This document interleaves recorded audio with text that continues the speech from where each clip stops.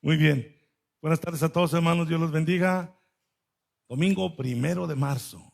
Increíble. Ya hasta tenemos calor. ¿Qué tanto hace, verdad? Bien. Ya llevamos varias clases y vamos a tener las que tengamos que llevar para comprender el discurso de nuestro Señor Jesucristo en el Monte de los Olivos. Voy a hacer algunas preguntas para que se me despierten un poquito, ¿sí? Monte de los Olivos. ¿Alguien recuerda, ya tienen los micrófonos? ¿Alguien recuerda qué relevancia tiene que todo esto que estamos aprendiendo lo dijo el Señor precisamente en el Monte de los Olivos? Compararlo con el libro del profeta Ezequiel. ¿Quién se acuerda? Adelante, Edith, micrófono, hermano. ¿Sí oyeron la pregunta, verdad? ¿Cuál es la relevancia que el Señor lo diga? Adelante, Edith. A ver, Edith, adelante, si no la hermana Conchita, apúrale, acá te están esperando. Ok, hermana Conchita, adelante. Es cuando dijo que la gloria del Señor se había ido al occidente, al Monte de los Olivos. Correcto. En el libro del profeta Ezequiel, capítulo 10 y 11, más puntualmente en el 11, el pasaje de la gloria del Señor abandona el templo. La revelación de Ezequiel fue que el Espíritu se fue hacia el oriente, en la puerta oriente del templo hacia el oriente, hacia el monte que está en el oriente. Y ese monte que está en el oriente es el Monte de los Olivos. Correcto. Entonces, ¿qué relevancia tiene que nuestro Señor Jesucristo haya enseñado lo que enseñó justo en el Monte de los Olivos? ¿Quién se acuerda? O sea, está bien, tiene relación con eso de Ezequiel, pero ¿por qué el Señor dio el discurso en el Monte de los Olivos? ¿Qué similitud tiene con lo que vimos en Ezequiel? Sí, es lo que vimos al final, de que la gloria de Dios ya iba a apartarse de la presencia después de ahí, ¿verdad? Ya no iba a estar la gloria de Dios, en el templo. Pues anunció que la presencia y la gloria ya iba a salir, ya no iba a haber pues la vanagloria que ellos tenían, la gloria que tenían de verdad en el Señor iba a salir. Es que, bueno, ahí sí me entienden, hermano.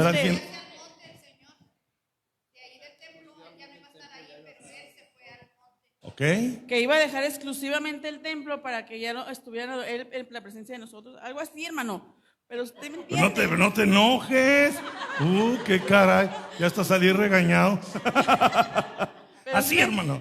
No, van bien. Adelante, ayúdenle a ver. Van bien, pero completen la idea. O sea, lo vas diciendo bien. O sea, cuando el Señor Jesús sale del templo y se va al Monte de los Olivos, pensando en Ezequiel 10 y 11, ¿qué? ¿Qué concluimos pensando en Ezequiel 10 y 11? Que Jesús salga del templo y se dirija al Monte de los Olivos. Podría decir, a ver, hermana. Bueno, que Él está mostrando que Él es la gloria que hablaba Ezequiel. Eso es. Jesús es la gloria de Dios hecha hombre. O sea, en el Antiguo Testamento fue el Espíritu de Dios. Jesús es Dios hecho hombre. Cuando Jesús abandona el templo, se cumple aquello que la gloria de Dios deja el templo. Jesús es la gloria de Dios. Perfecto. Excelente punto. Siguiente. Cuando nuestro Señor Jesucristo habla del Monte de los Olivos, ¿en qué capítulos de Mateo, Marcos y Lucas encontramos ese pasaje? ¿Mateo qué? 24. Mateo 24. ¿Marcos qué? ¿Qué dijeron? 13. Marcos 13. ¿Y Lucas qué? 21. Ese pasaje no está en el Evangelio de San Juan. Si no está en el Evangelio de San Juan, ¿por qué ese pasaje sí lo puedo encontrar? ¿Qué traen ahí? A ver.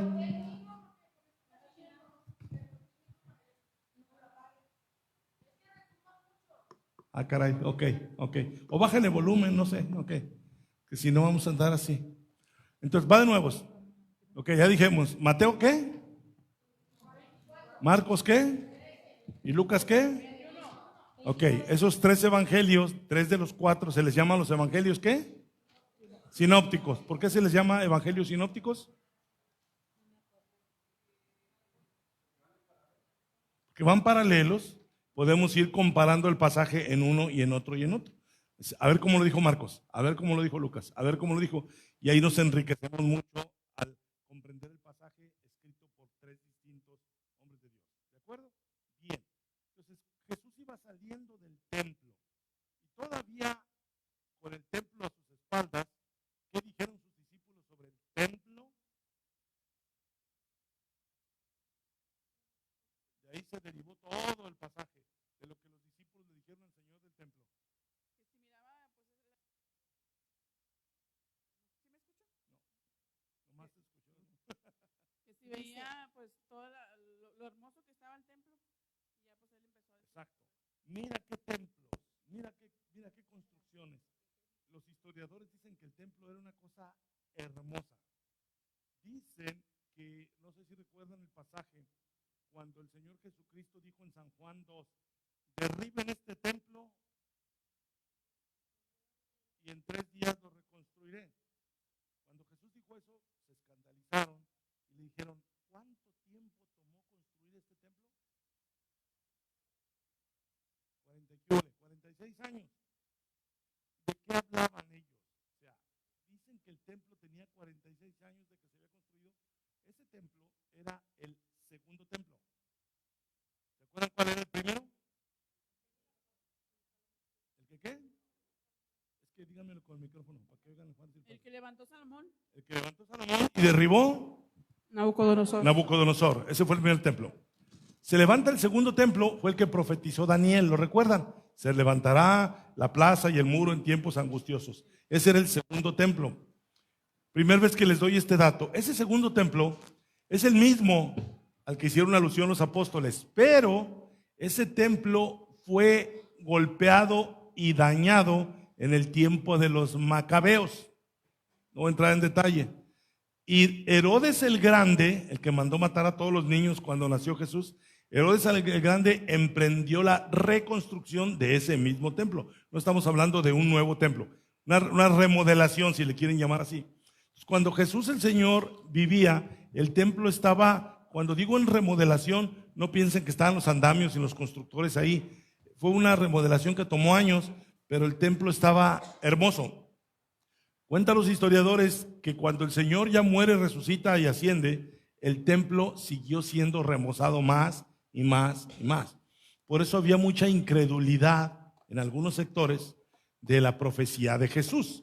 ¿Qué profetizó el Señor sobre el templo? ¿Micrófono? Que no quedaría piedra sobre piedra. No quedará piedra sobre piedra, o sea, una destrucción total. No es como cuando ves las fotos de las ruinas de Roma, de Grecia, que todavía se ven en pie las columnas del templo de Jerusalén. No quedó nada de nada de nada. Tan es así que hoy en día, sobre donde estaba el templo, está construida una mezquita árabe, la que le llaman la mezquita de la roca. Bueno, entonces, cuando Jesús ya no está en la tierra, el templo sigue en remodelación y muchos dudaban de esa profecía del Señor porque el templo cada vez estaba más hermoso, cada vez estaba más resplandeciente. Dicen los historiadores que todo el chapeado del exterior del templo hacía que reflejaba la luz del sol desde el amanecer hasta el atardecer y que todo Jerusalén se veía como iluminada y resplandeciente. Entonces esa era la gloria de Jerusalén, era la gloria del templo. Entonces, como el templo cada vez estaba más reluciente, pues la gente decía, eso de que no quedará piedra sobre piedra, no se la creían. ¿Vamos? Entonces, cuando el Señor dice que no quedará piedra sobre piedra, aquí viene lo polémico que está sobre todo en la versión de Mateo. Vamos a lo que hicimos la semana pasada. Vámonos primero con Marcos. Marcos 13, ¿qué era? Creo el 4. Marcos 13, 4. ¿Quién está? ¿Si hay alguien ahí en la pantalla? Sí, que nomás se ve el espejo. Marcos, entonces vamos a estar, así como ya me dijeron con toda claridad, Mateo 24, Marcos 13, Lucas 21, ahora vamos a adiestrarnos a decir el texto que estamos estudiando. Entonces en Marcos 13 lo vamos a encontrar, perdónenme que ando aquí un poquito torpe, en el versículo 4, 13:4. Entonces ahí hay dos preguntas. La primera pregunta es ¿cuándo? ¿Cuándo serán estas cosas? Es un repaso, hermanos. ¿A qué cosas? O sea, yo espero sus respuestas así, porque ya lo hemos repasado mucho. ¿Cuándo sucederán estas cosas? ¿Cuáles cosas? La destrucción del templo. La destrucción del templo. ¿Y qué señal habrá cuando todas estas cosas, cuáles cosas? La destrucción del templo, hayan de cumplirse. ¿Vale? Entonces las preguntas son ¿cuándo y qué señales? Vamos a la versión de Lucas, capítulo ¿qué? 21, Lucas 21. Encuéntrenme la misma pregunta. Lucas 21. La pregunta la van a encontrar en el versículo 7. Ahí está. Primer pregunta, ¿cuándo será esto? Es la misma pregunta que vieron en Marcos 13:4. ¿Sí lo están viendo? ¿Cuál es la segunda pregunta? En esencia, las preguntas de Marcos 13:4 y de Lucas 21:7 no tienen diferencias mayores. ¿Sí lo notan? Podrá haber alguna palabrita. Vamos a verlo, por ejemplo, dice, ¿cuándo será esto? Marcos 13:4. ¿Cuándo serán estas cosas? En esencia es la misma pregunta. ¿Sí estamos de acuerdo? Ahí mismo me quedo en Marcos. Siguiente, ¿qué señal habrá cuando todas estas cosas hayan de cumplirse? Lucas 21:7. ¿Y qué señal habrá cuando estas cosas estén para suceder? Cumplirse, suceder. O sea, aunque las palabras son distintas, equivalen a lo mismo. En Marcos y en Lucas las preguntas es ¿cuándo y qué señales? ¿Todos de acuerdo? Vámonos a Mateo 24, ¿qué? 3. Es el texto paralelo. Entonces, cuando digamos Lucas 21:7, Marcos 13:4 y Mateo 24:3 son textos paralelos. Pero ahora vamos a ver las preguntas, ahí donde están los signos de interrogación. La primera pregunta, ¿cuándo serán estas cosas? Esa primera pregunta es la misma que vieron en Marcos y en Lucas. ¿Sí estamos de acuerdo? Esa pregunta no cambia. Donde cambia y donde se vuelven las iglesias patas para arriba es por lo que dice enseguida. ¿Y qué señal habrá de tu venida, y del fin del siglo? Esas dos preguntas solo aparecen en la versión de Mateo, como lo habrán notado. ¿Sí? Entonces, si yo me quedo, yo nada más reviso la versión de Marcos, la versión de Lucas, ni siquiera es tema debatir sobre el fin del siglo y sobre la venida. Pero como viene en Mateo, hay que entrarle. Hay que entrarle, ¿por qué? Porque de aquí se ha derivado una gran división de interpretación en muchas iglesias. Entonces, ¿cuáles son las preguntas que son distintas en Mateo? Micrófono, hermano. ¿Qué señal habrá de tu venida y del fin del siglo? Correcto. Tradicionalmente la mayoría de las iglesias han interpretado que las dos preguntas hablan del fin del mundo. Que cuando dice ¿qué señal habrá de tu venida? Están preguntándole qué señal habrá de tu segunda venida. Cuando regrese en un futuro, ahí voy, aguántamela. Y del fin del siglo hicimos un repaso de todas las traducciones y la mayoría, ¿qué decía en lugar de fin del siglo? No, la mayoría, mundo. Solo una decía era, y es la que está correcta. O sea, todas las que traducen fin del mundo están mal. No porque no me guste a mí que digan fin del mundo, sino porque están mal, porque para que dijera fin del mundo, debiera haber dicho en griego fin del cosmos, que es el mundo físico.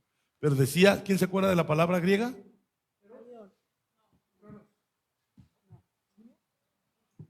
Aión. Esa palabra aión es la que también viene en Romanos 12, cuando Pablo dice, no os amoldéis a este siglo. Entonces, aión no significa mundo físico. Entonces, pon la otra traducción que tienes ahí en la plataforma esta y verás, ahí estás en Reina Valera. Cámbiale al equivalente que tengas. Creo que tienes NBI. ¿Sí lo puedes cambiar? ¿O te estoy metiendo en problemas? De hecho, ¿a quién estoy metiendo en problemas? ¿Quién está ahí? Es que está el espejote. No sé a quién estoy metiendo en problemas.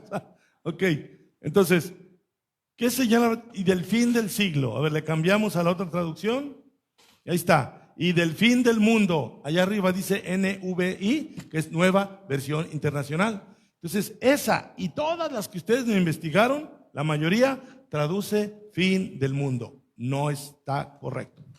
Debería decir cosmos para que dijera mundo.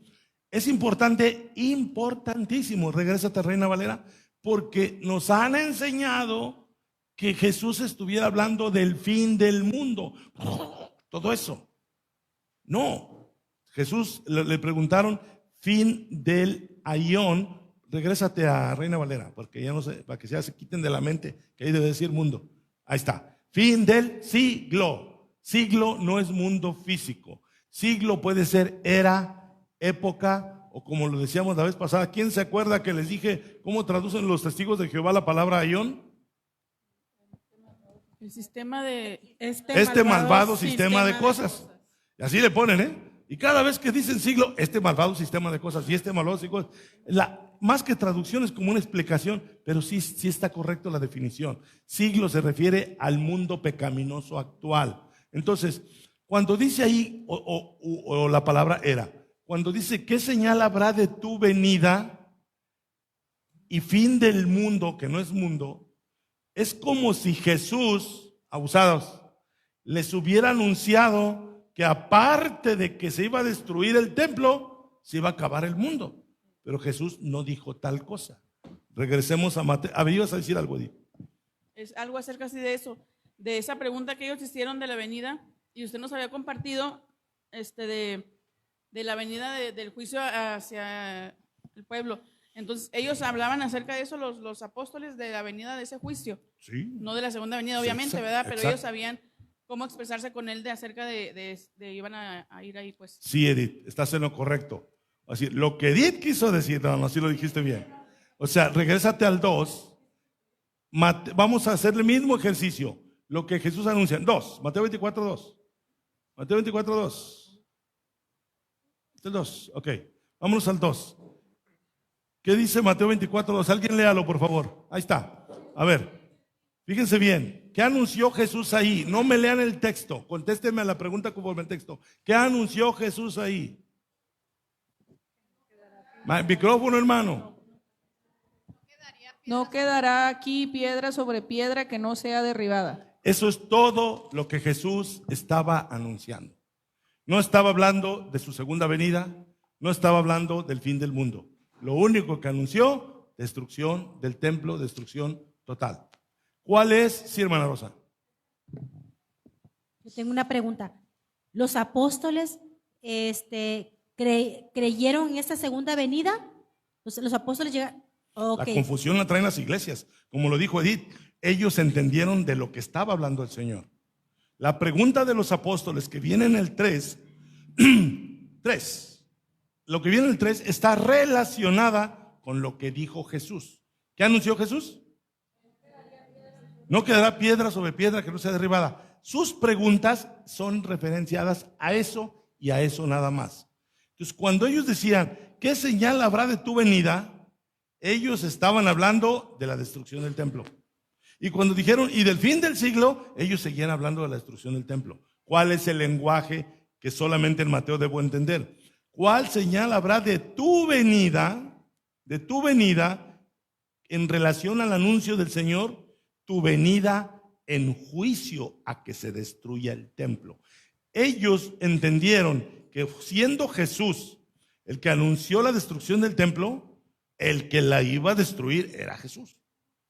¿Por qué? Porque ellos sabían que históricamente un rey, Nabucodonosor, derribó el templo, pero no lo dejó a como lo dejó Jesús. ¿Están aquí? Cuando Nabucodonosor llegó y derrumbó y quemó todo, no fue una destrucción total, todo quedó en ruinas.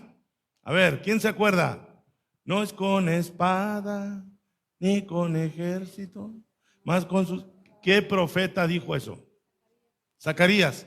Después de que dijo, no dijo espada como el cantito, dijo fuerza. No es con fuerza, es con espíritu. Después profetizó algo Zacarías. ¿Quién eres tú? Oh, gran... Búsquenlo. Zacarías capítulo 4. Hermano, ¿le quiero hacer una pregunta rápido? Sí. ¿Por qué? Bueno, no sé si pueda contestar, si contestarle, pero ¿por qué pusieron venida y no poner juicio? ¿Cuándo vas a hacer ese juicio? O sea, Ok. ¿sabe cómo? Excelente pregunta. Yo me haría también esa pregunta. Es decir, para confundir a todas las iglesias. No, por supuesto que no. Ahorita voy a eso. Mira, chéquense Zacarías 4, versículo 6. Ahí es donde está el cantito. Entonces respondió y me habló diciendo: esta es la palabra del Señor a Zorobabel, que dice: no con ejército ni con fuerza, sino con mi espíritu, ha dicho el Señor de los ejércitos. Lea a alguien el 7. ¿Quién eres tú, oh gran monte? Delante de Zorobabel será reducido a llanura. Él sacará la primera piedra con aclamaciones de gracia, gracia a ella. Ok. ¿Quién eres tú, oh gran monte? ¿Alguien, en base al tema que estamos hablando, alguien se puede imaginar a qué monte se puede estar refiriendo Zacarías? Al monte de escombros que quedó con el primer templo después que lo derribó Nabucodonosor. Pero Jesús no habló ni de escombros. Dijo: no quedará piedra sobre piedra que no sea derribada. Entonces Jesús anunció en el segundo templo una destrucción mayor que la que provocó Nabucodonosor. Por eso me los llevé a Zacarías. Era algo decepcionante en los tiempos de Zacarías el que la gente quería limpiar y aplanar ese monte, y pues no, era una montaña de escombros. Por eso esa profecía. Pero en el caso de Jesús, no quedará piedra sobre piedra, es destrucción total. Es importante que consideren esto. Regresamos a Mateo 24, 3, a la pregunta de Edith. Exactamente. Cuando dice: ¿qué señal habrá de tu venida y del fin del siglo? Yo a tu pregunta diría: ¿y por qué le dijeron y del fin del siglo? ¿Por qué no le dijeron y el fin de esta era? En realidad eso le estaban preguntando. Porque si le hubieran dicho: Señor, ¿cuál señal habrá del fin del cosmos? El Señor diría: tranquilos, no estoy hablando del fin del mundo, estoy hablando del fin de Jerusalén. ¿Sí me estoy explicando? O sea, siglo no es cosmos, siglo no es mundo físico, siglo es época, era, sistema. Entonces, cuando dicen: ¿qué señal habrá de tu venida? Vamos a ver más abajo en Mateo, en Marcos y en Lucas, todo lo que hemos revisado hasta ahorita. Si yo no tuviera a Marcos y a Lucas como referencia, si solo tuviera a Mateo, yo tendría una gran excusa con el Señor. Señor, 2000 años después, no sabemos griego, y pues está muy complicado, y ahí dice tu venida. Yo creía que hablaba de fin del mundo, y el Señor me diría: sí, pero también tenías a Marcos y a Lucas, para que no vivas confundido. ¿Qué dice Marcos y Lucas sobre venida y siglo? Nada. Así. O sea, por eso tenemos esa ventaja de poder comparar. Entonces aquí, venida y fin del siglo, a tu pregunta es: ¿por qué habría de ser su segunda venida cuando Jesús no está hablando de eso? Ni en ese texto, ni en lo que le dijo a los apóstoles, ni en lo que le había dicho a los fariseos. Miren, ahí mismo en Mateo 24, retrocedan al 23. Este ejercicio ya lo hemos hecho, no sé, vamos, ya lo he dicho y lo voy a decir cuantas veces sea necesario, porque lo tienen que entender. Vayan al versículo 23, 37. ¿A quién le está anunciando Jesús la destrucción? ¿Qué dice ahí? A esa generación ¿Y a esa generación de dónde? de Jerusalén. A ver, léanlo. Jerusalén, Jerusalén, que matas a los profetas y apedreas a los que te son enviados. ¿Cuántas veces quise juntar a tus hijos como las gallinas juntan a sus polluelos debajo de sus alas y no quisiste? ¿De qué acusa el Señor a Jerusalén? Pues de que no lo conocieron. Contésteme Que conforme al texto. Dice que matas a los profetas y apedreas a los que te son enviados. Jerusalén mata a los hombres de Dios, mata a los profetas, y nunca ha querido que sus hijos se reúnan bajo las alas del Señor. Entonces el Señor se está refiriendo no al mundo, por aquello del fin del mundo.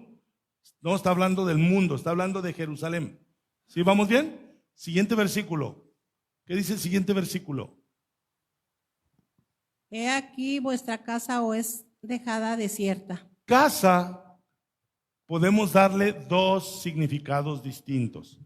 Ustedes, antes de decírselos, ¿qué creen que les quiso decir el Señor? Jerusalén, Jerusalén y todo lo demás, sentencia para Jerusalén, tu casa os es dejada desierta. ¿Qué creen que les está ¿Que el anunciando? templo iba a ser destruido? El templo va a ser destruido, es una forma de interpretarlo, porque el Señor le dijo al templo mi casa. ¿Lo recuerdan? ¿Cuándo dijo el Señor al templo mi casa? Cuando que no era cueva cuando de estaban ladrones. vendiendo que andaba con él. Está escrito, mi casa será casa de oración. Entonces el Señor sí le llamó al templo mi casa. Entonces sí es factible entender que a ellos también el Señor está diciendo, pues se van a quedar sin casa. Pero hay otra forma de entenderlo. Busquen Hechos 2:36.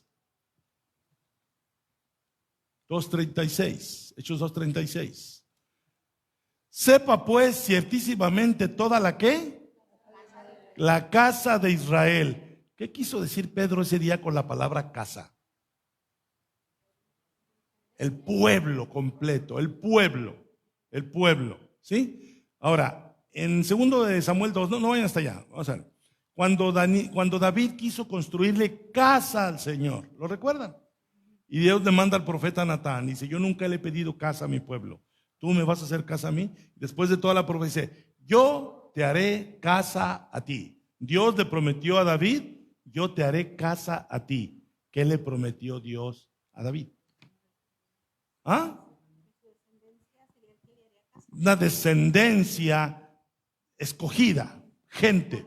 Entonces la palabra casa, conforme a Hechos, puede significar el pueblo, la gente. Pero también el Señor al templo le dijo casa.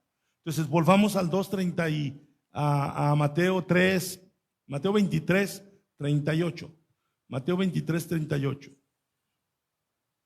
Entonces dice, he aquí vuestra casa. Puede significar la destrucción del templo o puede significar que toda Israel se va a quedar desierta.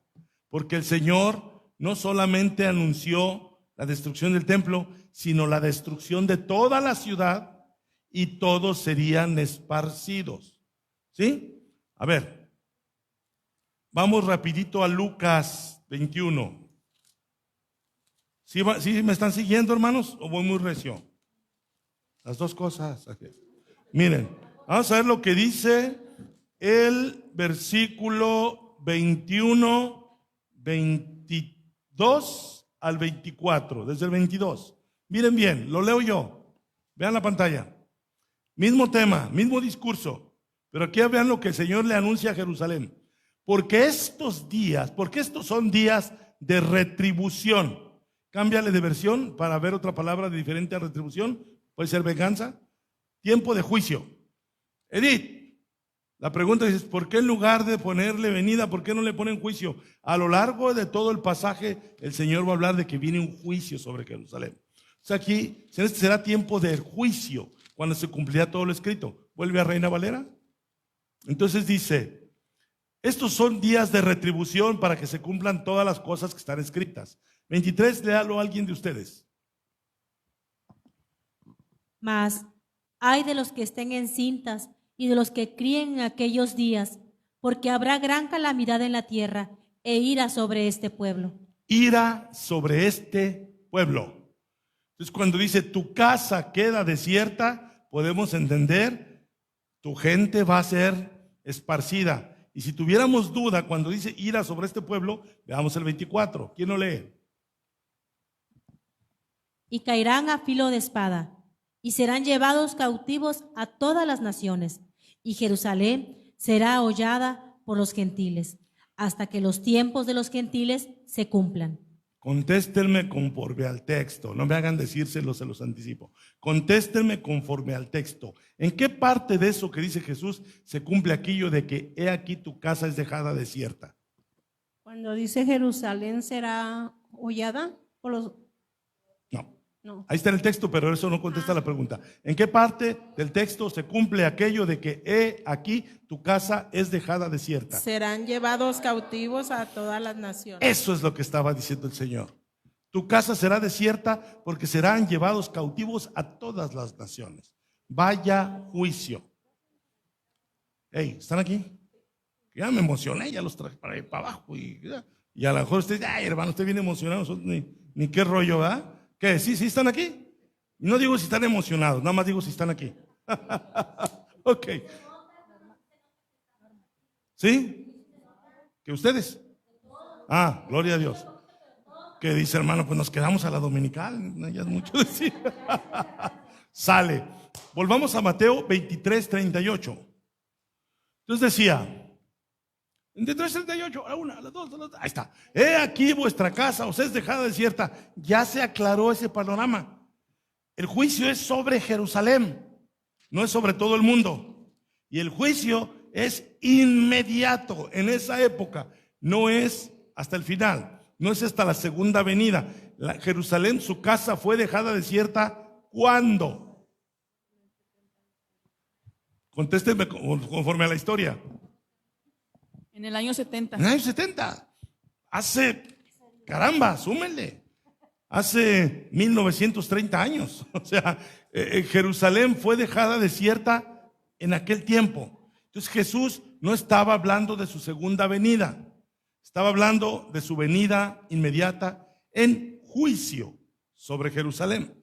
Entonces, para que yo llegue a esa conclusión, vamos a ver a Mateo 24:3. Perdón, sí, 24:3. Para que yo llegue a esa conclusión, Mateo 24:3. Ahí está. Para que yo llegue a esa conclusión de que venida no es la segunda venida y que siglo no es el fin del mundo, tengo que leer todo el capítulo 24 de Mateo, todo el capítulo 13 de Marcos y todo el capítulo 21 de Lucas, y llegaré a la conclusión que Jesús no estaba hablando ni de su segunda venida ni del fin del mundo, sino de su venida en juicio sobre Jerusalén y sobre el fin de Jerusalén. Sí, Edith. Hermano, ahí aplica también cuando el Señor les dice que Él iba a hablar, les habla a todo el pueblo, le dice, yo voy a hablarles por parábolas para que oyendo no entiendan. A pesar de que ya Él, ya había anunciado todo esto, pero para que... Sí. ¿Sí? Sí, forma parte de eso. Ahora, ya que dijiste eso, echarle la culpa a Edith. Vámonos a Mateo 16. Yo sé que una vez las hermanas están leyendo la Biblia. ¿Cuánto hace que leyeron Mateo? Porque alguien se me acercó. ¿Cuánto hace que leyeron Mateo? Finalizando el año. Finalizando el año.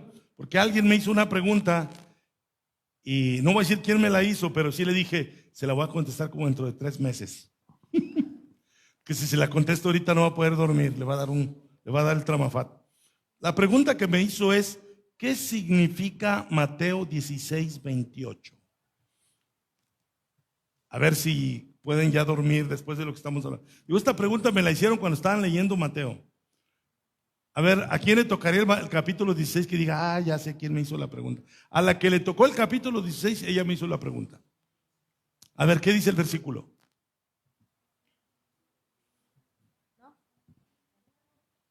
De cierto os digo que hay algunos de los que están aquí que no gustarán la muerte hasta que hayan visto al Hijo del Hombre viniendo en su reino.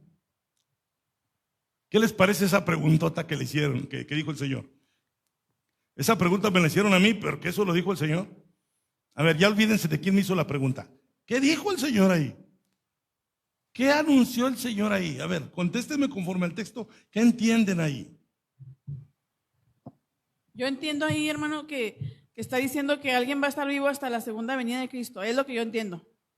Ok, eso es lo que se entiende. Alguien estará vivo hasta que sea la segunda venida de Cristo. Lo primero que dijiste, sí es lo que dice el texto. Lo segundo que dijiste, explícitamente no es lo que dice el texto. A ver, ¿qué dijo Edith? Que alguien estará vivo cuando sea la segunda venida de Cristo. Dijo 2 cosas. ¿Alguien estará vivo? Sí, porque ahí dice, hay algunos que no gustarán la muerte, que no habrán experimentado la muerte, que seguirán vivos. Y el Señor dice, hasta que hayan visto al Hijo del Hombre viniendo en su reino. Efectivamente, es muy simple decir, pues el Señor está hablando de su segunda venida. Pero si estaba hablando de su segunda venida, ¿quién de los que estaban con ellos va a estar vivo cuando el Señor venga en su segunda venida? ¿Sí captaron el punto? El Señor se los aventó así clarota. Hay algunos de ustedes, de los que están aquí, Y la persona que me hizo esa pregunta, yo no se la podía contestar cuando me la hizo. Tenemos que ver todo lo que estamos viendo aquí. ¿Sí me explico? Jesús dijo ahí literalmente, algunos de los que están aquí no habrán muerto hasta que hayan visto al Hijo del Hombre viniendo en su reino. ¿Qué les estaba anunciando el Señor?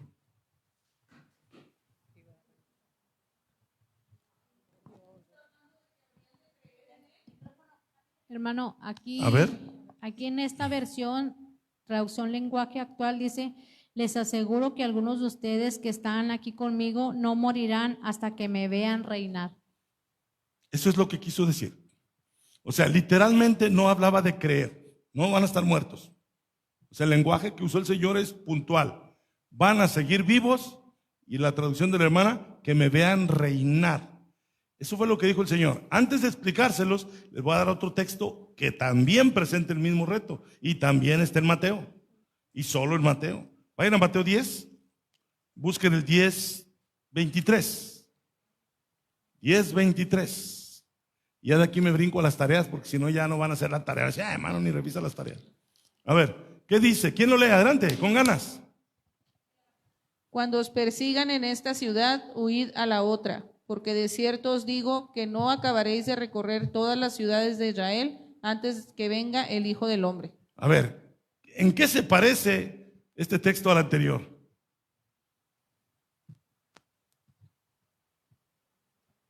¿Que no van a morir? ¿Que no morirán? Que no morirán, ahí no dice que no morirán, pero implica lo mismo. A ver, están hablando sin micrófono y todos al mismo tiempo, ya no supe qué rollo. Micrófono no prendido. Prenda el micrófono. Sobre la venida del Hijo del Hombre, la venida de Cristo. ¿Qué tiene? Viene relacionado con el otro, ¿no? Sí, ahí dice la venida del Hijo del Hombre. Nosotros, así en clic, decimos, esa es la segunda venida de Cristo, que es hasta el final de los tiempos. Pero Jesús está diciendo que ellos, sus discípulos, dice, no acabaréis de recorrer todas las ciudades de Israel antes que venga el Hijo del Hombre, y se los está diciendo a ellos. Sí, hermano Carlos. Micrófono. Pásale el micrófono.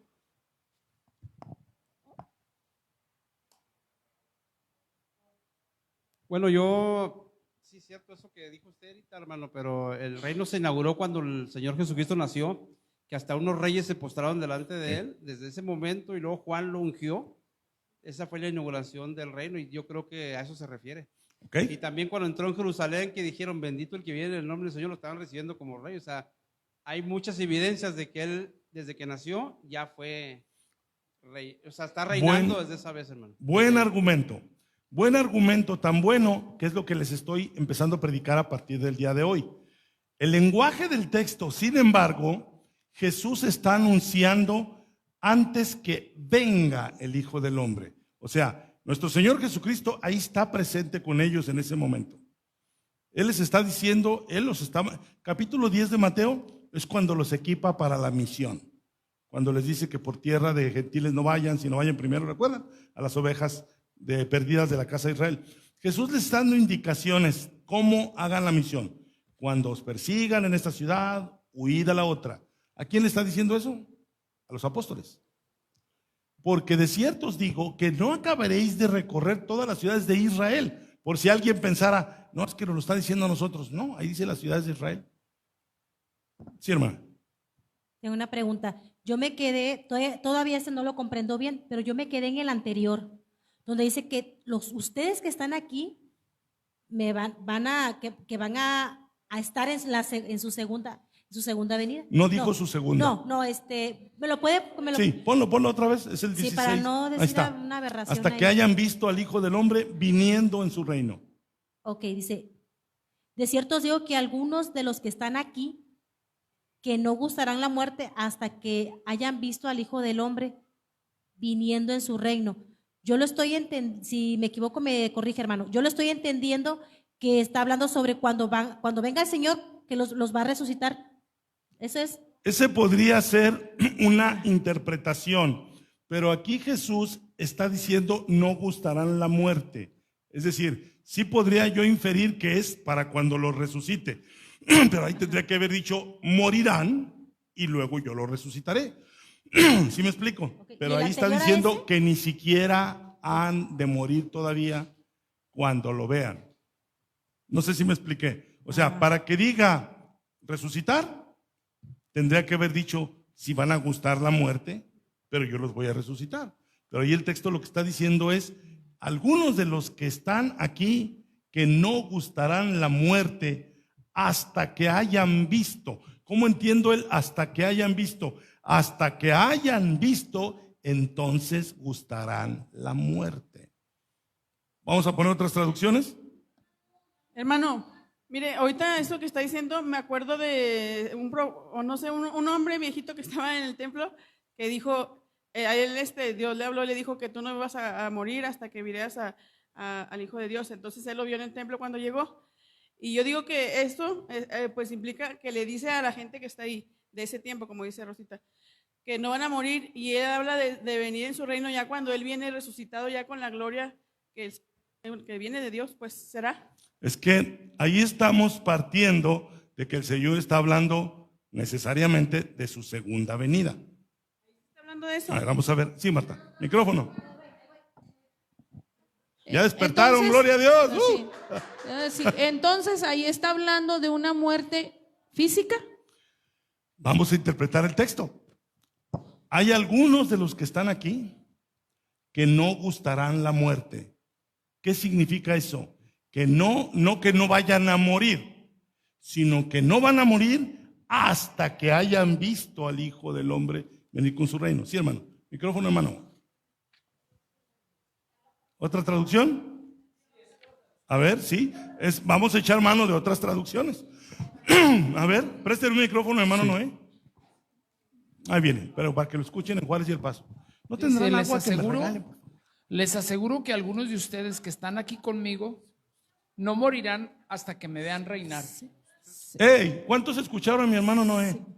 Vuélvalo a leer, hermano, por favor. Les aseguro que algunos de ustedes que están aquí conmigo no morirán hasta que me vean reinar. Algunos de ustedes que están aquí conmigo no morirán, y aquí lo que leyó la hermana Gaby, hasta que me vean a mí reinar. O sea, literalmente está diciendo no morirán. No está hablando de morirán y luego resucitarán. Sí, Marta. Entonces, entonces se estaría refiriendo hasta que Jesús muriera en la cruz y resucitara. Definitivamente que ascendiera, no solo morir, sino que resucitar. resucitara, porque, bueno, creo que a eso se referiría cuando dice que el Hijo del Hombre llegará en su reino.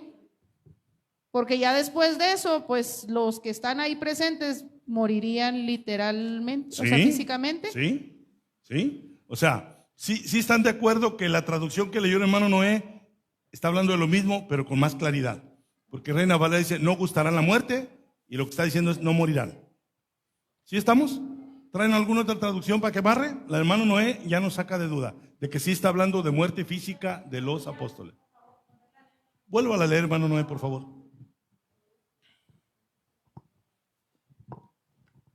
Y nos dice qué versión es para que también lo anoten y lo investiguen en casa. La versión es lenguaje actual. Biblia, lenguaje actual. BLA. No se escucha, hermano. No lo apaguen el micrófono para que esté investigando. ¿Ese es el que le dieron? A ver, Bueno. sube. Ahí está. ¿Qué pasa?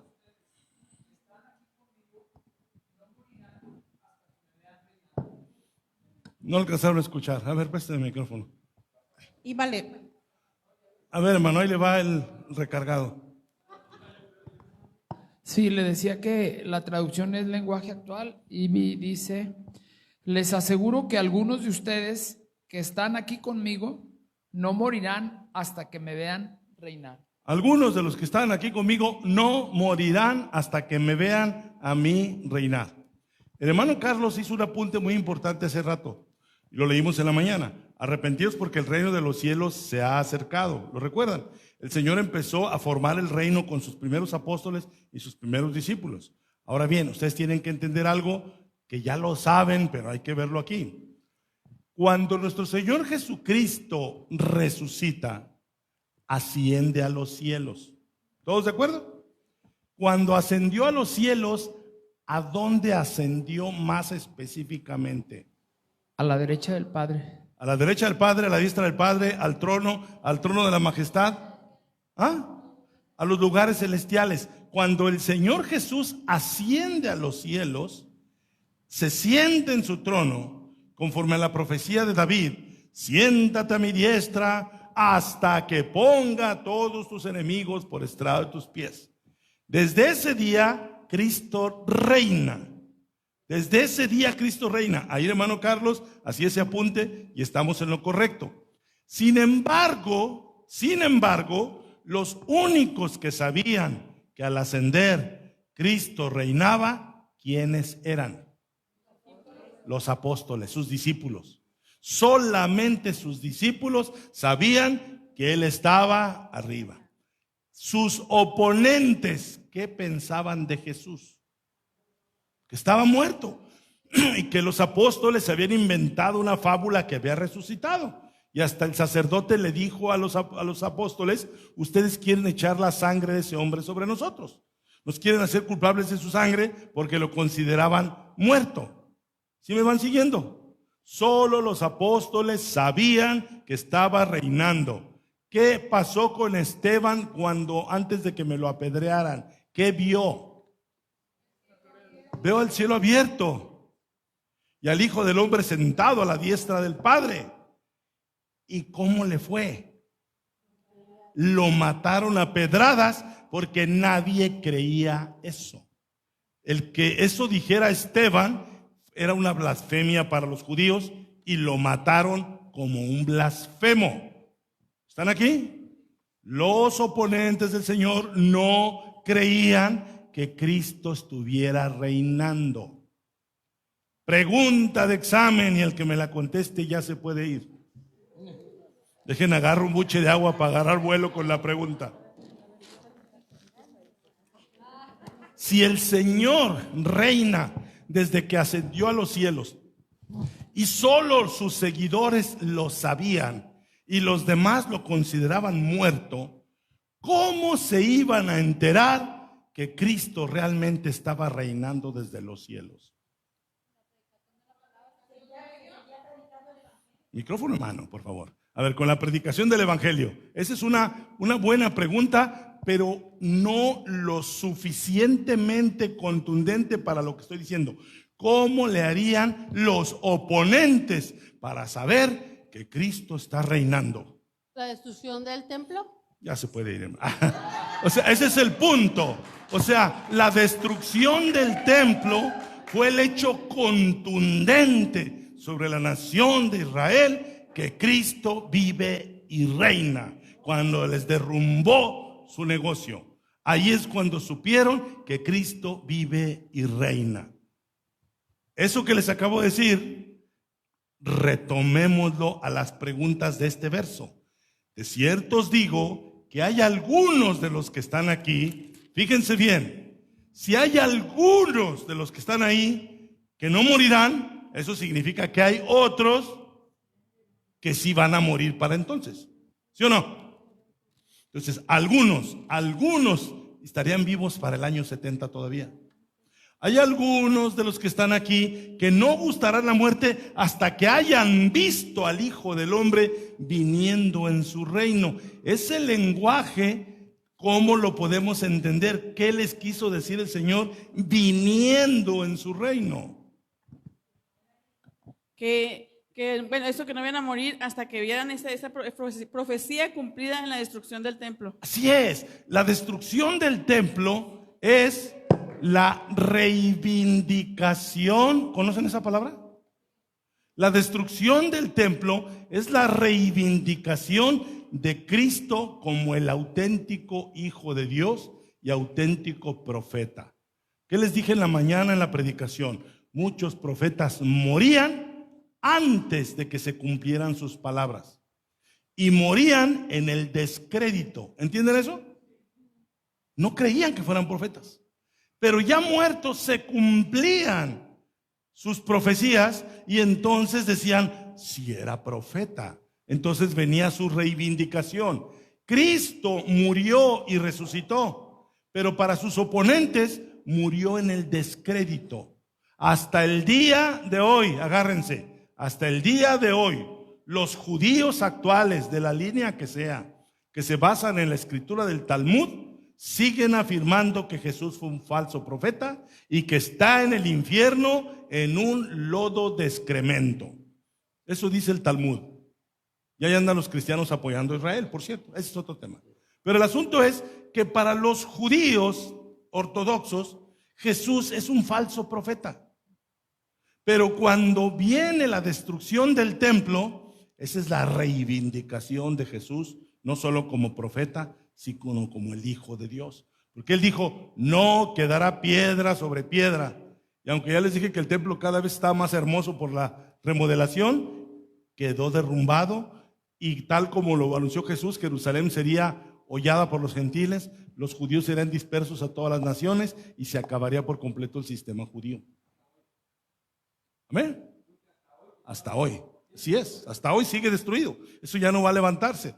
Ahora, me regreso al anterior, que era el 10, ¿qué? Aleluya. Mateo 10, ahí está. Ya este va a ser más sencillo. Cuando os persigan en esta ciudad, huid a la otra. Porque de cierto os digo que no acabaréis de recorrer todas las ciudades de Israel hasta que venga el Hijo del Hombre. ¿Cómo lo debo entender? Ellos eran los que no iban a acabar de recorrer las ciudades de Jerusalén hasta que venga el Hijo del Hombre. ¿Cómo lo debo entender? A ver, Edith. O sea, hermano, hasta que venga el Hijo de Hombre es igual como lo que ahorita explicó, pero lo van a ver en su poder. En su poder, ¿haciendo qué cosa? Reinando. Pero lo cumpliendo sus juicios. Bueno, la destrucción del templo, ahí lo vieron. La destrucción del templo, exactamente. Entonces, habiendo dicho eso, vámonos. Está rindiendo el tiempo ahora, no sé por qué. O vamos a ver. Yo feliz. A ver, porque a veces ya está la madrecilla acá muy acusadora. Miren, Mateo 24, por favor. Fíjense bien. Vamos a leer lo que dice el versículo 19. 24, 19, que ya lo vimos en Lucas. ¿Quién lo dice? ¿Quién lo lee? ¿Están aquí todavía? Marta, ¿ya más o menos? A ver. Más hay de las que estén encintas y de las que críen en aquellos días. ¿Se acuerdan que ya lo leyó la hermana Rosa en la versión de Lucas? A ver, hay de las que estén encintas. Ya lo hemos explicado. ¿De qué hablaba el Señor ahí? También habla de una profecía cuando Él iba a la cruz, que les dijo, no lloren por mí, sino lloren por ustedes y por sus hijos, pues, que iban a sufrir por toda la destrucción que iba a venir de parte de Roma para con... Sí, estás en lo correcto, pero particularmente cuando dice de las que estén encintas. Pues las iban a abrir, hermano. Las iban a abrir, iban a sacarles su destino. Iba a haber una desesperación por la falta de comida que iban a ir sobre las mujeres embarazadas. Esa situación ocurrió. Vamos a leer el 20. 20. Alguien lee el 20 en su Biblia. Ahí está. ¿Qué dice? Adelante, muchachos, despierten. ¿Siguen aquí? Orad pues que vuestra huida no sea en invierno ni en día de reposo. Si el Señor dice que tu huida no sea ni en invierno, pues alguna razón tendrá el invierno. Pero dice que no sea en día de reposo. ¿A quién le haría sentido que el Señor le dijera que no sea en día de reposo? A los judíos, a los que guardan el día del reposo. Entonces, ojalá que tu vida no sea en día de reposo, porque el día de reposo tienes que apegarte a la norma de cuántos pasos tienes que caminar, y pues ahí en lo que guardas el día de reposo, ahí chiras pelas, dijeron los chavillos, ¿no? Entonces vamos al 21. 21, ahí está, ¿quién lo lee? Porque habrá entonces gran tribulación, cual no la ha habido desde el principio del mundo hasta ahora, ni la habrá. Contéstenme conforme al texto. Ahí dice gran tribulación. ¿Cuándo será esa tribulación? Ya fue. Evidente, por eso lo que yo les decía, para que yo entienda si Jesús está hablando de su segunda venida o no, tengo que leer el texto. Y ese texto me está diciendo que eso ya pasó. Ya pasó. Entonces, habrá gran tribulación. No es habrá. Habrá, no es habrá en nuestro futuro. habrá en el futuro de los que estaban oyendo a Jesús. ¿Sí me explico? Era el futuro de ellos, el pasado nuestro. ¿Sí estamos aquí?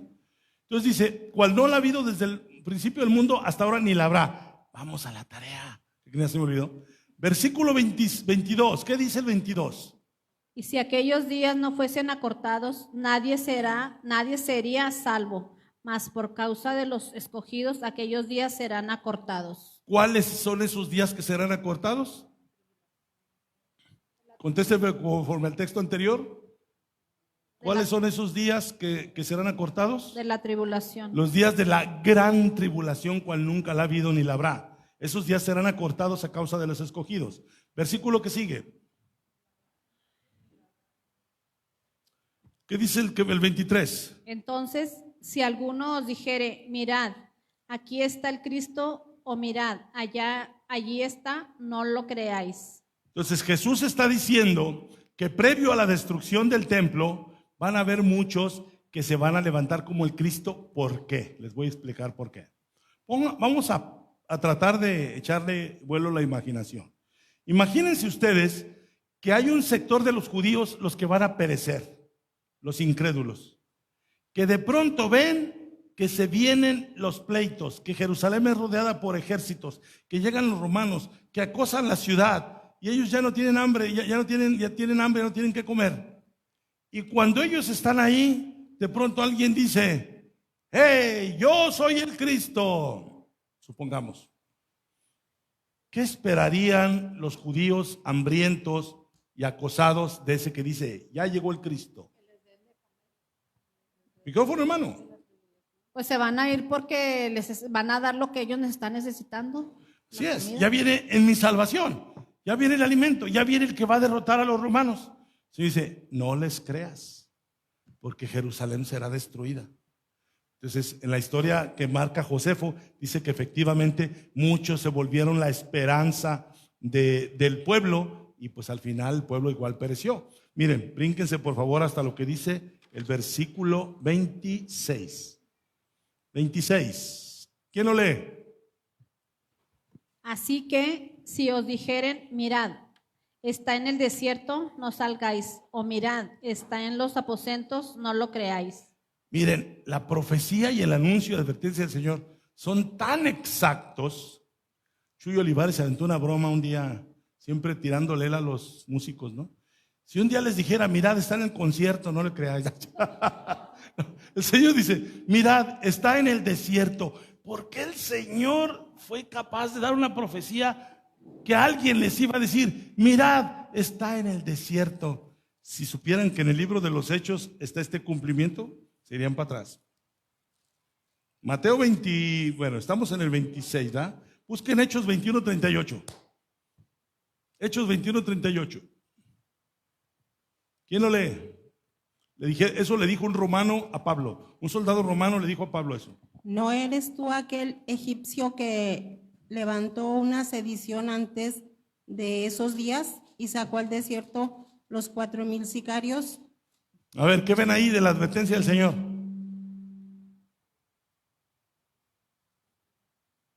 ¿Qué había advertido el Señor? ¿Qué les podrían decir? Mirad, está en el desierto. ¿Y qué le dice el romano a Pablo? Se me hace que ya se les acabó Que el los sacó al desierto a los 4,000, pero ahí los llevaba para matarlos. Que hubo un engañador que los sacó al desierto a los 4,000 sicarios. Era un falso profeta que, como el Señor anunció, los sacó al desierto. ¿Siguen aquí? Ya le paramos. El tema es que sus tareas tenían relación con esto. Sus tareas tenían relación con el 29. Léame el 29. ¿Qué dice el 29? No, en Mateo. Mateo 24:29. Mateo 24:29. Sí, dice, e inmediatamente después de la tribulación de aquellos días, el sol se oscurecerá y la luna no dará su resplandor y las estrellas caerán del cielo y las potencias de los cielos serán conmovidas. Contéstenme conforme al texto. Esta es la tarea que había dejado. ¿Cuándo ¿Cuándo se oscurecerá el sol? ¿Cuándo la luna no dará su resplandor? ¿Cuándo las estrellas caerán del cielo? ¿Y cuándo las potencias de los cielos serán conmovidas? Después de la tribulación de aquellos días. Inmediatamente después de la tribulación de aquellos días.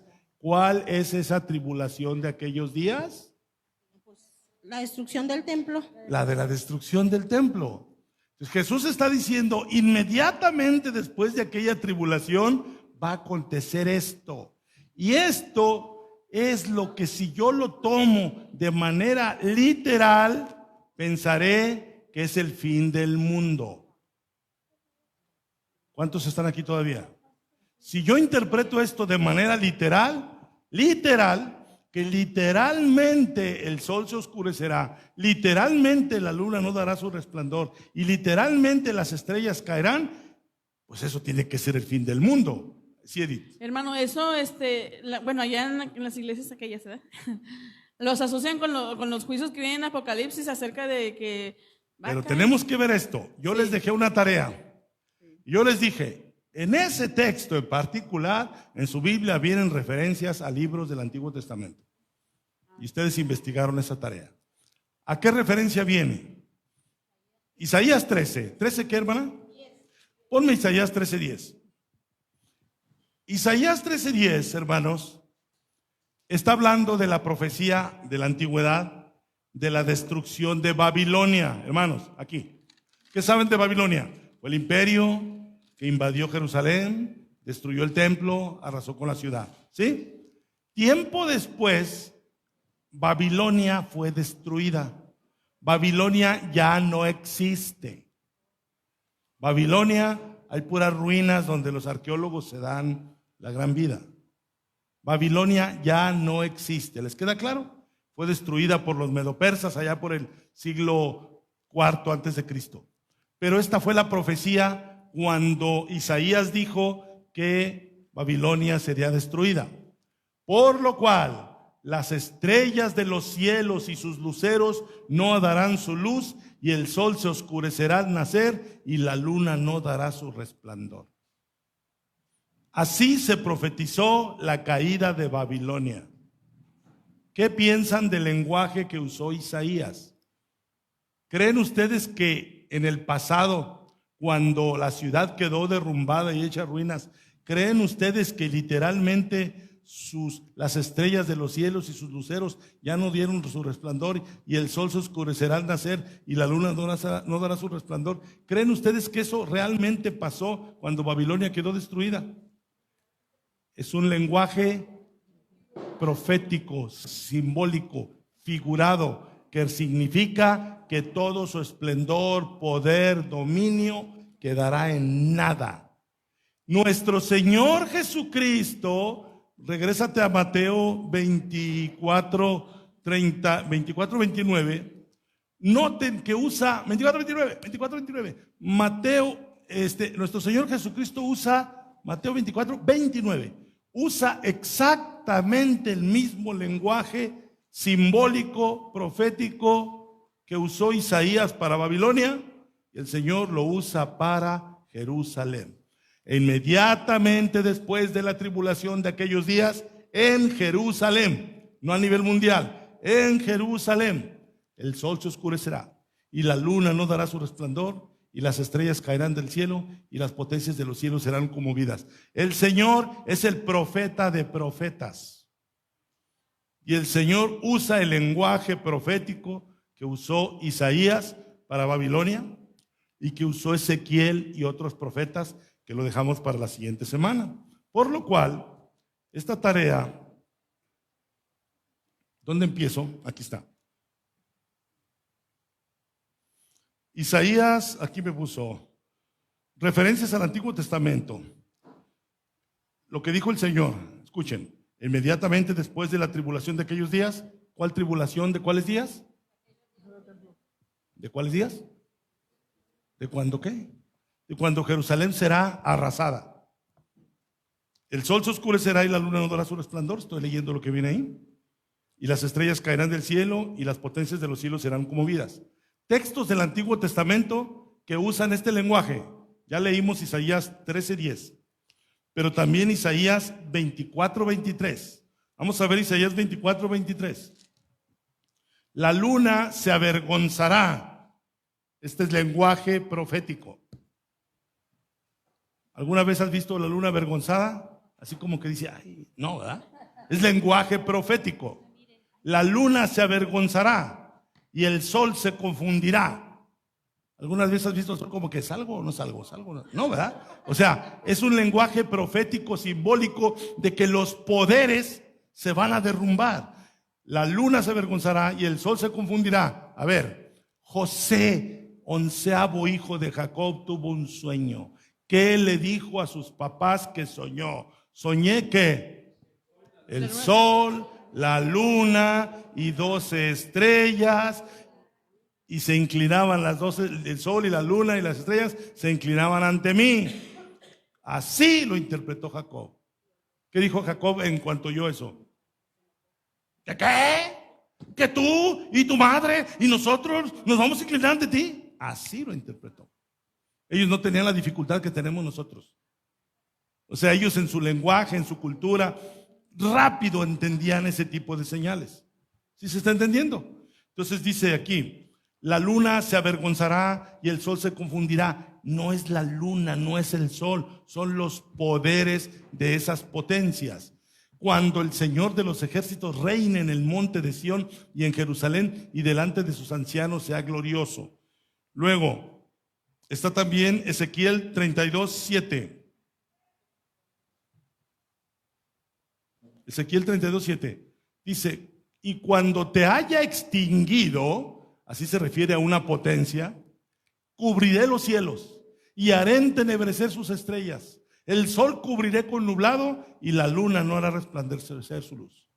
Ese es el lenguaje profético de la destrucción de países o imperios. Ahí le paro con esta tarea. Bueno, aquí está otra, Joel 3:15. Está ¿de quién es esta tarea? ¿Suya? Muy nutrida su tarea. Joel 3:15 dice, el sol y la luna se oscurecerán y las estrellas retraerán su resplandor. Entonces, yo sé que esto es nuevo para ustedes. Yo sé que hay que digerirlo con calma. Esta tarea es la de mi hermana. Ella, déjenme ver cuál más puso. El oscurecimiento del sol, el sol se oscurecerá, la falta de resplandor de la luna y la luna no dará su resplandor. ¿Ok? Muy bien, básicamente es lo mismo. Entonces, hermanos y hermanas queridos, a ver, ¿qué piensan? Ay Dios, ¿qué piensan? ¿Qué opinan? Les digo una cosa, Dios es grande. Nuestra iglesia estudia y estudia, y el que busca encuentra. El que busca encuentra. Y dígamelo, yo sé que alguien está pensando en decirme algo, dígamelo, aguántemelo poquito. Yo cuando he enseñado esto en algunos otros, les voy a ser sinceros. Les voy a ser sinceros. Hay de pronto algunas personas que he tocado estos temas ya. Ahorita con ustedes lo estoy tomando apenas. Lo estoy tocando ya en función de lo preguntona que es la gente, y lo digo en el mejor sentido de la palabra. Las personas me preguntan más y más y más, y pues les contestamos más y más y más. Pero ustedes ya están ahorita en esta etapa. A ver, hermana Norma, pregúnteme. Micrófono, hermano. A ver, y que prenda y funcione. Bueno. Pastor, yo sí le quería comentar algo sobre esto que estamos estudiando ahorita. Yo creo que si no nos ponemos a escudriñar la palabra con todo esto que está pasando ahorita en el mundo, o sea, si como que nos agarra en curva y pudiéramos pensar de que, o sea, ya está cerca la venida del Señor por todo esto que estamos viendo. Por ejemplo, Frida es muy preguntona, ¿verdad? Y Gloria a Dios por eso. Me dice, oye mami, dice, ahora que anda este tipo del Epstein, no sé si han escuchado de toda la aberración lo mencioné en la mañana sin decir su nombre. Dice, es que, o sea, lo que pasó antes y lo que está pasando ahorita, dice, es igual. O sea, lo que hicieron, pues, con los bebés y todo eso. O sea, es lo que yo digo ahorita. Por ejemplo, si no nos ponemos a escudriñar la palabra, sí podemos pensar que todavía esto no pasaba, que está pasando ahorita. Sí es. O sea, ese es un excelente aporte. Miren, conforme hemos ido leyendo, cuando el Señor decía, cuando oigáis de guerras y rumores de guerras, ¿Se acuerdan qué explicaciones les dimos ese día? ¿Qué tenía de particular aquella época para que el Señor dijera, cuando oigas de guerras y rumores de guerras? Que estaban en la Pax Romana y no había guerras. No había guerras. Estaban en la Pax Romana. Entonces el Señor dice, no hay guerras. Cuando oigan de guerra, pónganse alerta. Ahorita que me digas, cuando oigas de guerra, ¿cuál? ¿De cuál me está hablando, hermano? ¿Sí me estoy explicando? O sea, no podemos, a su punto, confundirnos. Por eso tenemos que entender el lenguaje que usó el Señor para que veamos de qué tiempo estamos hablando. Y les prometo que en algún momento de estas clases hablaremos, para la pregunta de Frida, de cómo interpretar lo que está sucediendo hoy. Pero la letra de lo que el Señor Jesús dijo mayormente era para su generación. Sí, hermano, ahorita, por ejemplo, cuando, bueno, me gusta eso que hace de que nos diga, y dígame conforme al texto, y así. Y entonces, cuando respondió la hermana que dijo, exacto, que no sé qué, pues a ver, cuando dijo ¿qué? Que bueno, respondió. Que ya la dejé ir a su casa. Sí, exacto. Ok, gloria a Dios. Y entonces veo cómo se emociona y me imagino que el Señor, pues también igual, Dios mismo ya viéndonos a decir, sí están poniendo atención, que bueno que ya se están yendo por acá y ya no se me están desviando. Y me sorprendió mucho en la tarea que encargó acerca de a dónde se fueron, y viene, ¿a dónde huyeron? O sea, viene registrado en la historia de que ya pasó. Y pues bueno, sí da un consuelo de decir, bueno, no va a pasar todo eso, que la gran tribulación no va a pasar a futuro, y sabemos que el Señor no se va a venir y nos va a arrebatar y ya no va a haber toda esa catástrofe que nos han inventado. Y pues estoy agradecida con el Señor porque me sorprende toda su sabiduría que tiene y que nos comparte. Y es que, como dijo usted, tenemos buena memoria, pero la usamos para otra cosa. Y si estamos así leyendo, para reclamar a los maridos, no se crea. Sí. Pero si lo usamos para estar escudriñándola, así como usted nos enseña a sacarle todo el jugo al texto, pues aprendemos muchísimo. Sí, Edith. Mira, ya esto es postre de la clase. Ya vimos la tarea así rapidito. Miren, en la mañana, todavía en la mañana, andaba pensativo de cómo reanudar las predicaciones. ¿Sí? Y yo ya había pensado en hablarles de lo que les hablé hoy, pero tenía dudas. Pero les voy a decir por qué razón voy a hablarles del reino y todo lo que les esté hablando.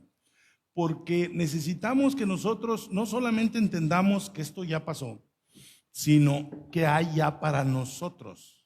¿Qué hay para nosotros? O sea, a tu punto. Si yo pertenecí y ustedes pertenecieron a iglesias donde el tema más importante era, te vas a quedar. Va a haber una gran tribulación y te van a andar mochando la cabeza y se va a manifestar el anticristo. Y producen los cristianos que han producido. ¿Sí me explico? Cristianos timoratos, temerosos, me voy con él, yo no me quedo, me voy con él. Y eso es lo que ha producido eso. Entonces, si yo te digo que el Señor dice, aquella tribulación, ¿qué debo yo pensar? Dijo alguien el otro día cuando les dijo, ¡ay, qué alivio! Pues después se quedó pensando, dejad que mi pueblo piense. O sea, por un lado, qué alivio de darme cuenta que me mintieron gachamente los dispensacionalistas, que no va a haber un rapto pretribulacional y no va a haber tribulación y gran tribulación y todo ese rollo. Sin embargo, ¿qué les dije yo en la mañana? Cada que un presidente de los Estados Unidos cae en un acto de inmoralidad y lo cachan, hay una guerra para distraer la atención. Lo he visto desde que estaba chiquillo. Nomás hay un problema donde hay que tapar el ojo al macho. ¿Alguien vio la película Dictadura Perfecta?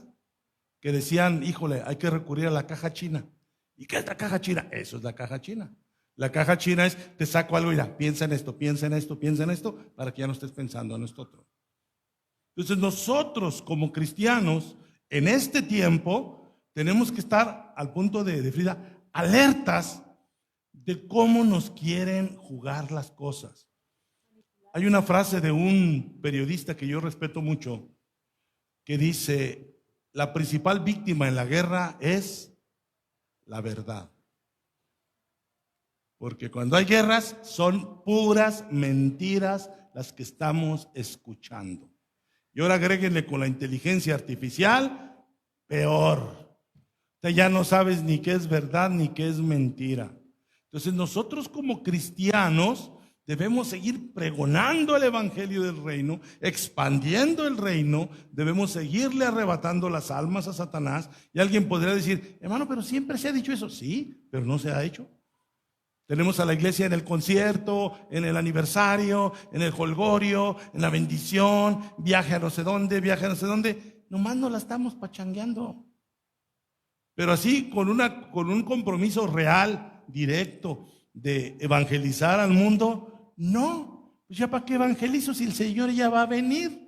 ¿Para qué evangelizo si el Señor nos va a raptar? Y pura mentalidad retrógrada que alguien más astuto que nosotros nos ha estado metiendo. Y tiene la iglesia adormecida. Pastor, la semana pasada yo quería hablar con usted de unos temas que me pasaron. Es muy importante, por ejemplo, la predicación ahora me resolvió varias cosas porque he estado escuchando en mi propia casa, fueron los pastores. Y me Dígalo con el micrófono. los pastores que me estuvieron diciendo, y a mí me preocupa mucho que traen bien errada la doctrina, y ahora están como que están bien más confundidos que antes. Conforme va el tiempo, en vez de aclararse el entendimiento, están peor. Por lo que me estuvieron diciendo del tema que trató en la mañana, de que Juan el Bautista dijo que el reino de los cielos se ha acercado, dice que es la palabra de Dios. Pero ya de ahí se confundió porque me estuvo diciendo que le dije yo, no, es que el creyente, no sabemos si el verdadero creyente, que es verdadero, al último se arrepienta, porque le dije, hay unos cristianos que pueden estar cegados si no son cristianos porque no han creído, no han aceptado a Cristo. Y le digo, pero no podemos saber si se van al cielo o al infierno, porque en la Biblia nada más hay cielo y infierno. Y me dice, no, es que eso es lo que nos han hecho creer. Le dije, ¿dónde dice en la Biblia?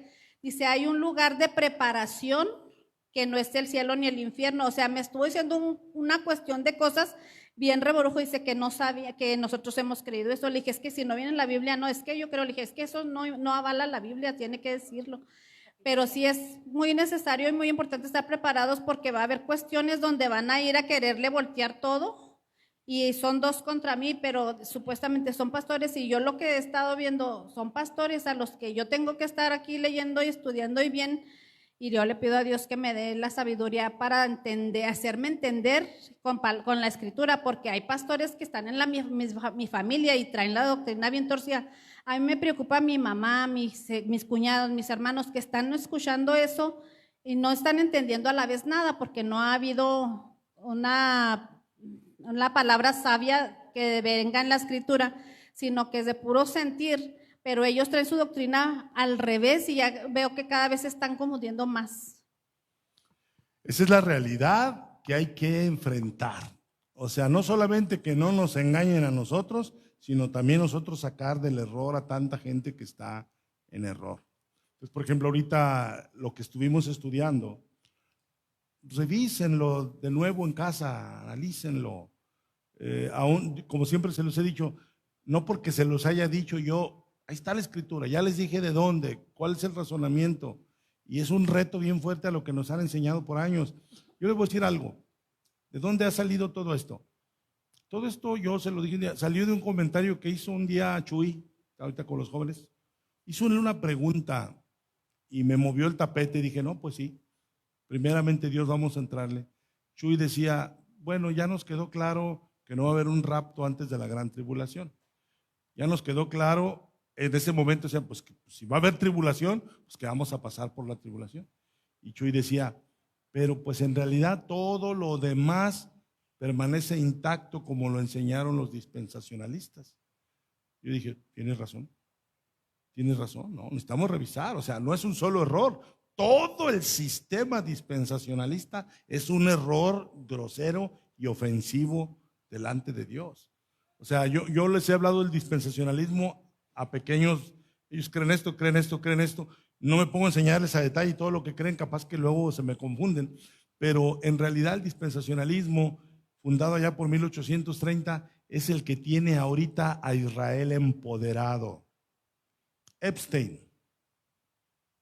¿Quién es el principal señalado en los archivos de Epstein? Donald Trump. ¿Sí? Y Donald Trump anda, según esto, como si nada. ¿quién fue Epstein? No nada más fue un pedófilo o degenerado, lo que sea. Era un agente de la inteligencia israelí, del grupo Mossad. Y él se dio la tarea de invitar a puro político a sus orgías para tener cómo chantajearlos. Entonces, ahorita Trump está en las manos del Mossad. Benjamín Netanyahu en el año pasado vino a Washington 7 veces, récord mundial, y Netanyahu le dicta a Trump lo que tiene que hacer. Te tengo en mis manos. Trump, tienes que pelear mis batallas. La batalla que empleaste el año pasado contra Irán no fue suficiente. Necesito que derroques el régimen teocrático de los ayatolas. Y Trump, sí señor. Y Trump puro grito y trae a nuestros hermanos mexicanos allá vueltos locos, pero es un siervo chalán de Israel, porque con inteligencia le fabricaron todo eso. Entonces, al final de cuentas, como dijo un día alguien que yo conocí que quiero mucho, al final son limpiabotas de limpiabotas de limpiabotas de limpiabotas. O sea que, ay, Trump tiene todo el poder, es un limpiabotas. Entonces nosotros tenemos que estar atentos con ese tipo de cosas y no dejarnos con lo que las noticias primeras que vean salen. Hay muchas noticias, hay muchas fake news. ¿Supieron lo que pasó hace 8 días en Jalisco? ¿Eh? ¿Supieron lo que, saben quién es el dueño de X antes Twitter? Elon Musk. Con todo el poder que tiene Elon Musk, con un medio de comunicación experto en fake news, él puso, lo único que pasa es que la presidenta de México tiene que obedecerle a sus jefes, los narcotraficantes. Y Claudia dijo, retráctate o te demando. Ay, no aguantas un sarcasmo, Claudia, yo nomás estaba bromeando. Entonces, es gente muy perversa y hace muchas perversidades con la población. Entonces se ponen a oír al de Hechos.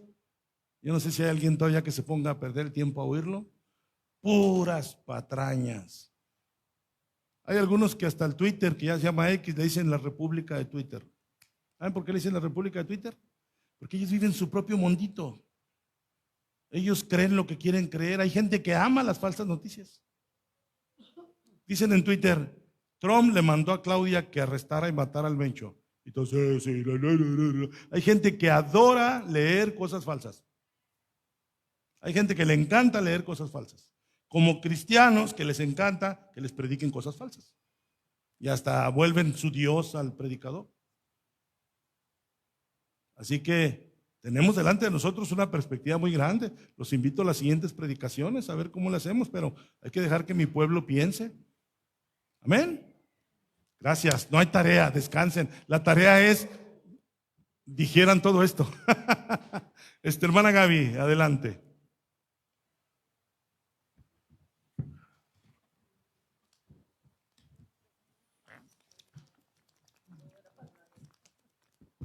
Señor, te damos gracias porque nos permites esto.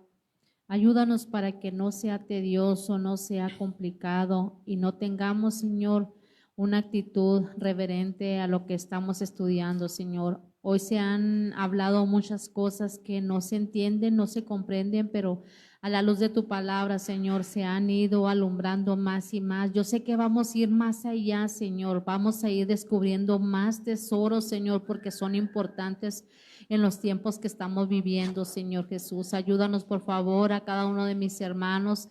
Bendícelos, Señor, ayúdanos para que podamos estar escudriñando más tu palabra. Bendice a nuestro pastor también, Señor, que le sigas dando ese discernimiento, esa palabra, Señor, todo lo que tú le has dado para que nos pueda ayudar, Señor, porque a veces no entendemos solos, necesitamos a alguien más que nos pueda estar ayudando, Señor. Llévanos con grande bendición a nuestros hogares, el día de mañana a los trabajos, Señor, que esta influencia, Señor, que estamos viviendo en este mundo no acapare tanto nuestra atención, Señor, que seas tú nuestra mayor atención a las cosas que son eternas, que son, Señor, para nosotros y las que las vivimos, Señor. Bendícenos y ayúdanos, Padre Celestial, y nos ponemos en tus manos. Amén. Dios les bendiga. Dios los bendiga, hermanos.